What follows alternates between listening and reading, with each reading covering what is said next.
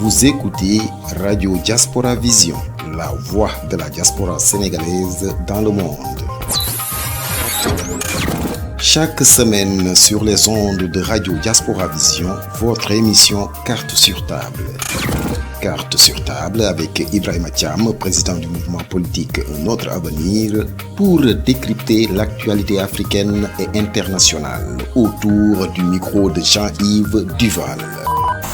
Ibrahima Thiam face à Jean-Yves Duval dans l'émission Carte sur table, décryptage de l'actualité africaine et internationale. C'est chaque semaine sur Radio Diaspora Vision. Radio Diaspora Vision est disponible sur Google Play et App Store. Madame, monsieur, bonjour. En Afrique, il ne faut jamais chercher très loin l'héritier au trône. On l'a vu avec Omar Bongo et son fils au Gabon, Idriss Déby et son fils Mahamat au Tchad, mais aussi au Sénégal, entre Abdoulaye Wade et Karim, son fils, pour ne citer que ces quelques exemples. Si en France, le droit de succession à un héritier masculin, au nom de la loi salique, a été aboli en même temps que la monarchie sous la Révolution de 1789, il faut croire que sur le continent africain, on entend préserver cette tradition. C'est si vrai que le vieux, comme on désigne le patriarche, Abdoulaye Wade, a taillé un parti, le PDS, à son image et ne compte pas ses efforts pour faire revenir du Qatar, où il est exilé, ce fils, Karim, dans l'espoir qu'il puisse succéder à Macky Sall.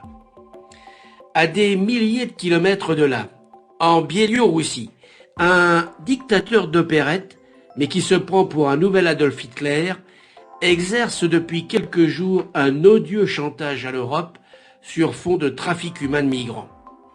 Soutenu dans la coulisse par le maître du Kremlin, Vladimir Poutine, Alexandre Loukachenko menace depuis quelques mois la stabilité régionale et aujourd'hui c'est la Pologne qui est en première ligne.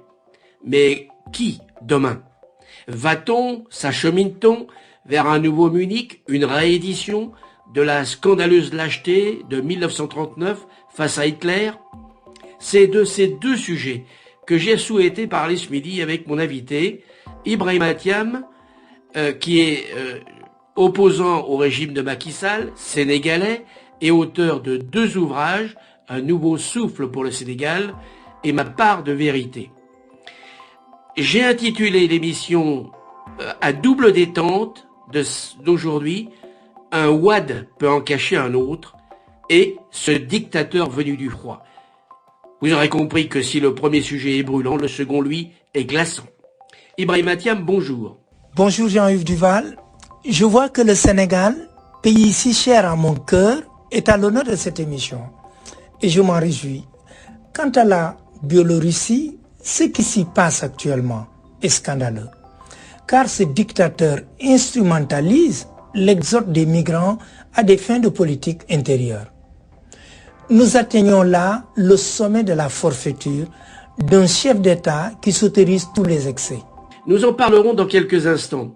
Mais auparavant, j'aimerais que nous nous attardions un peu sur cette étrange situation au Sénégal entre l'ancien chef d'État, Abdoulaye Wade, et celui qui rêve de le devenir à son tour. Je veux parler de son fils, Karim Wade.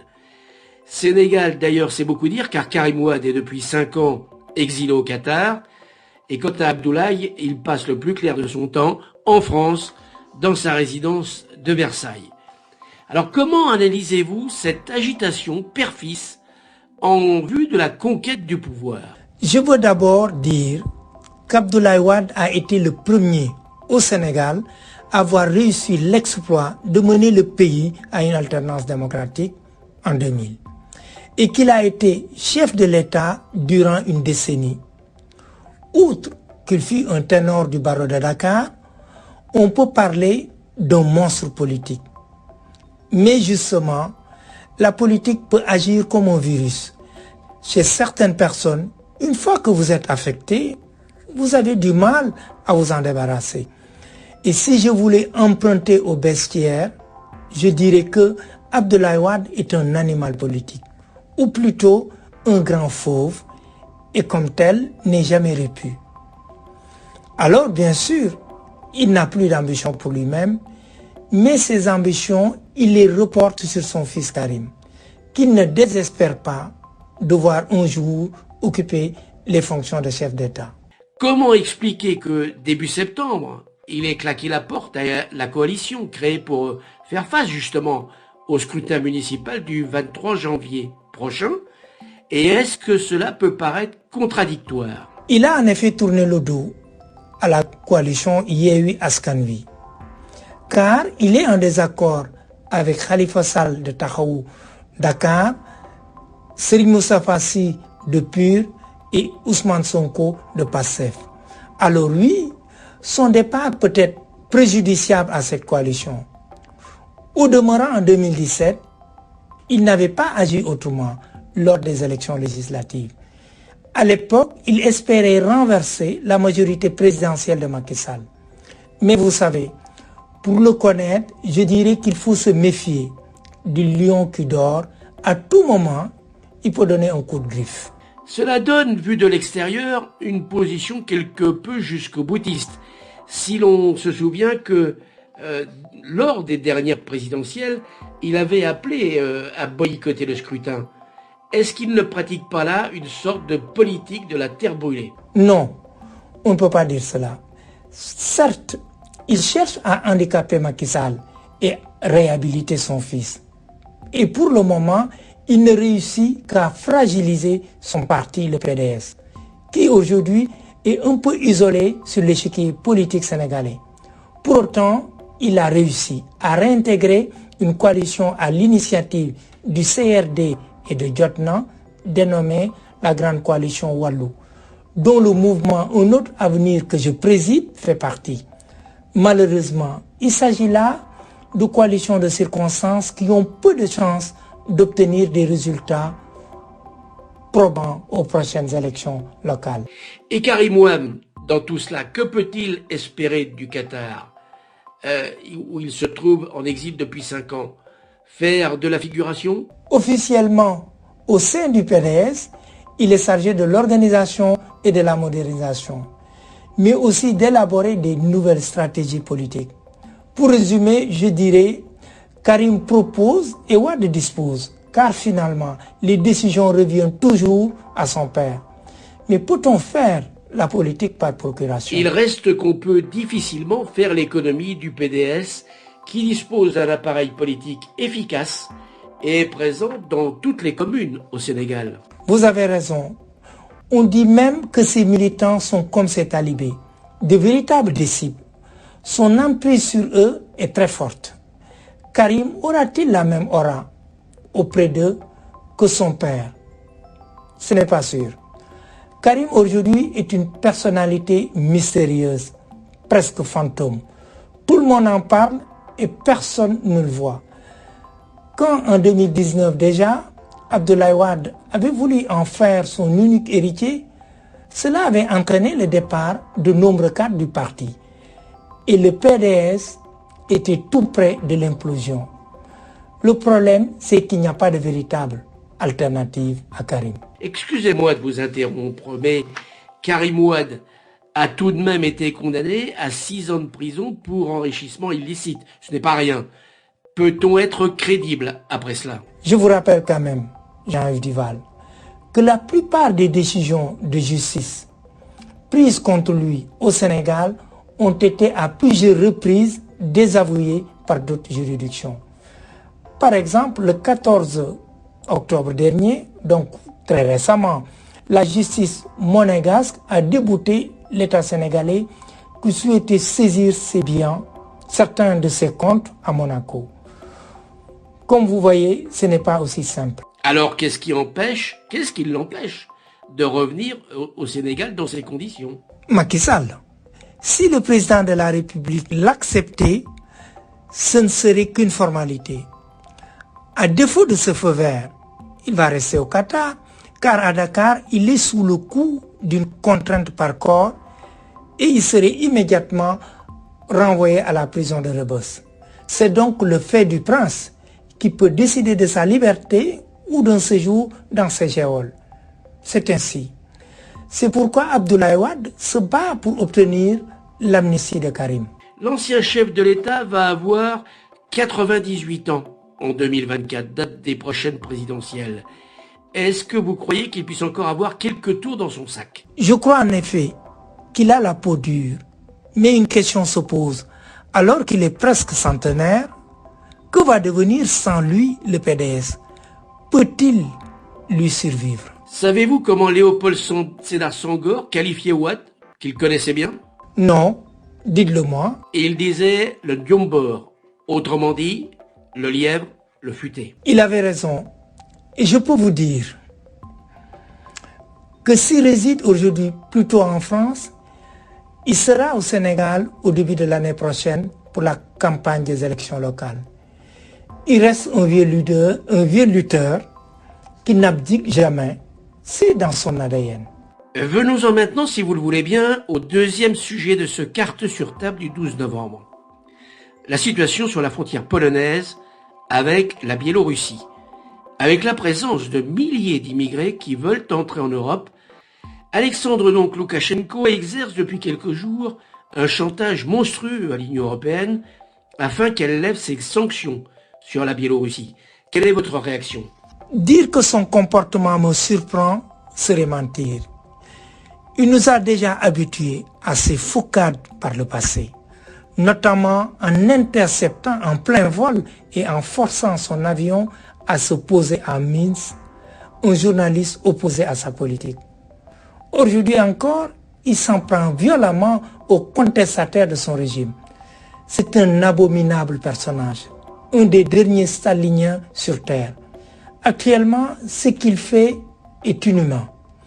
En plaçant les migrants dans une situation où ils mettent leur vie en danger, c'est une honte. Et il est terrible que la communauté internationale soit si impuissante à lui faire entendre raison. Au prétexte que derrière lui, tout le monde sait qu'il y a Vladimir Poutine, qui se sert de ce malade comme d'une marionnette, ou plutôt d'un pion qu'il manipule sur l'échiquier des relations internationales. Poutine, une fois de plus, à travers Loukachenko, cherche à déstabiliser les chefs d'État européens en se servant des migrants. Le problème, par ailleurs, est que ces mêmes Européens ne parviennent toujours pas à se mettre d'accord sur un pacte migratoire proposé en septembre 2020. Résultat aujourd'hui, près de 90% des personnes interrogées sont hostiles à ce que l'Union européenne laisse entrer les migrants qui sont actuellement retenus à la frontière entre la Pologne et la Biélorussie. On assiste là à ce que l'ONU qualifie d'instrumentalisation orchestrée d'êtres humains, ce qui est horrible. On peut dire aussi que Loukachenko, en agissant ainsi, fait diversion et détourne l'attention sur les violations croissantes des droits de l'homme dans son pays. On vient aussi d'apprendre d'ailleurs, de façon très récente, que le dictateur biélorusse menace de couper le gaz à l'Europe en cas de nouvelles sanctions contre son pays. Dans la vie courante, cela s'appelle un odieux chantage et ce serait passible des tribunaux. Sauf là, on a en face de soi un chef d'État fou et mégalomane. Il peut en effet à tout moment interrompre les livraisons de gaz facilement, puisque le gazoduc qui achemine du gaz russe en Allemagne et en Pologne, notamment, passe par son pays. Déjà que les prix du gaz flambent en raison de la pénurie, cela ne fait qu'ajouter aux inquiétudes. Mais pensons surtout à ces 2000 migrants, principalement des Kurdes du Proche-Orient, qui sont bloqués à la frontière depuis plusieurs jours, avec femmes et enfants, par des températures proches de 0 degré, et qui ne disposent d'aucun moyen pour s'abriter et se nourrir. Est-ce qu'en affrétant des charters, comme il le fait actuellement, et en délivrant des visas pour faire venir ces migrants, Loukachenko ne pratique pas un véritable terrorisme d'État? Oui, bien sûr. On pourra demain le tenir pour responsable des migrants qui pourraient mourir dans cette zone frontière. C'est pourquoi il faut d'urgence leur envoyer une aide humanitaire. 10 migrants seraient déjà morts. Il y a une urgence. Espérons en effet l'ouverture rapide d'un corridor humanitaire pour leur porter secours. Et espérons aussi que la Russie finisse par faire pression sur le régime de Minsk dont elle est le principal soutien. Elle se considère bien sûr elle aussi dans cette affaire. Bon, je ne voudrais pas, Ibrahima Thiam, refermer notre magazine d'aujourd'hui sans saluer la mémoire de Frédéric de Klerk, le dernier président blanc d'Afrique du Sud, disparu avant-hier, jeudi 11 novembre. Il fut, tout le monde s'en souvient, le co-récipiendaire du prix Nobel de la paix avec une autre grande figure, noire celle-là, Nelson Mandela. Pour avoir mis fin à l'apartheid, il mérite notre respect et notre reconnaissance. Si je peux me permettre un mot à ce sujet, Jean-Yves Duval, avec Mandela, il est en effet le symbole de la réconciliation de tout un peuple et de la fin d'un régime d'oppression et de ségrégation des Noirs. J'ajoute qu'il est celui qui a libéré de sa cellule Nelson Mandela, avec lesquels il a pu assurer une transition pacifique, ce qui leur a valu à tous deux de recevoir le prix Nobel de la paix en 1993.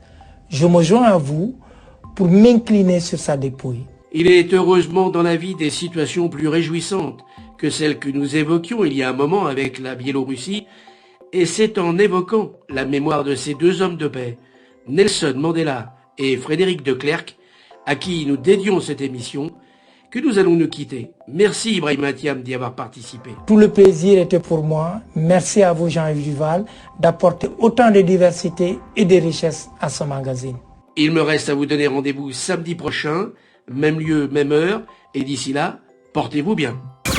Carte sur table avec Ibrahima Thiam, président du mouvement politique Notre Avenir, pour décrypter l'actualité africaine et internationale autour du micro de Jean-Yves Duval. Ibrahima Thiam face à Jean-Yves Duval dans l'émission Carte sur table, décryptage de l'actualité africaine et internationale. C'est chaque semaine sur Radio Diaspora Vision. Radio Diaspora Vision est disponible sur Google Play et App Store.